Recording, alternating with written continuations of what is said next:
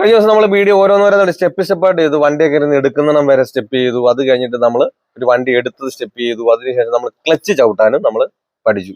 ഇനി അടുത്ത പോയിന്റ് എന്താണെന്ന് വെച്ചാൽ നമ്മൾ ബ്രേക്കും ആക്സിലേറ്ററും നമ്മൾ ചവിട്ടാൻ വേണ്ടിയിട്ട് പഠിക്കുക. മെയിൻ ആയിട്ട് അത് നമ്മൾ പഠിച്ചിരിക്കണം കറക്റ്റ് ആയിട്ട്. കാരണം ഇത് പറയാനുള്ള കാരണം ചില വാഹനം ഓട്ടോമാറ്റിക് ആയിരിക്കും, ക്ലച്ച് ഇല്ലാത്ത വാഹനമായിരിക്കും. അപ്പൊ അങ്ങനെയുള്ളവർക്കും ഇത് പെട്ടെന്ന് ഒരു ഉപകാരം ആകാൻ വേണ്ടിയിട്ടാണ് ഈ ഒരു കാര്യങ്ങൾ പറഞ്ഞത്. അതായത് നമുക്കിപ്പം ബ്രേക്കും ആക്സിലേറ്ററും ചവിട്ടും നമ്മുടെ റൈറ്റ് കാലം കൊണ്ടാണ്. നമ്മൾ ഈ ഒരു രീതിയിൽ ഇങ്ങനെ നമ്മൾ എന്ത് ചെയ്യുക, കാലുകൾ കൃത്യമായിട്ട് ഉപയോഗിച്ച് ഇങ്ങനെ ഉപയോഗിക്കുക. വേണ്ട, ഈ ഒരു രീതിയിൽ വേണം. അപ്പൊ നമുക്ക് ആക്സിലേറ്റർ എത്ര വേണം വേണ്ട, നമ്മൾ ഒരുപാട് ഇങ്ങനെ ആക്സിലേറ്റർ കൊടുക്കൊന്നും വേണ്ട.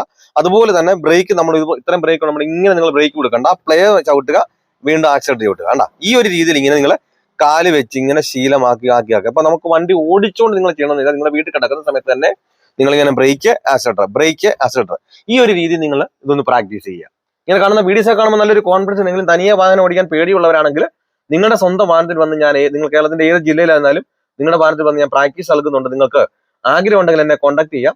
നമ്മളെ പലരും മടിപ്പിക്കും, ഈ ഒരു പ്രായത്തിൽ പറ്റില്ല, ലൈസൻസ് പ്രാക്ടീസിന് പോയതല്ലേ, പ്രായം കൊണ്ടാ നിർത്തിക്കുമെന്ന് പറഞ്ഞു. നമ്മുടെ ചുറ്റിനും നോക്കിയാൽ തന്നെ 75-80 വയസ്സുണ്ട് വണ്ടി ഓടിക്കുന്നവരുണ്ട്. പിന്നെ നമ്മൾ ഈ ലൈസൻസും വെച്ചിട്ട് ഞാൻ പഠിച്ച നമ്മൾ എന്തുകൊണ്ട് നോക്കിയിരിക്കുന്നു? നിങ്ങൾക്ക് വാഹനം ഓടിക്കണമെന്ന് ആഗ്രഹമുണ്ടോ?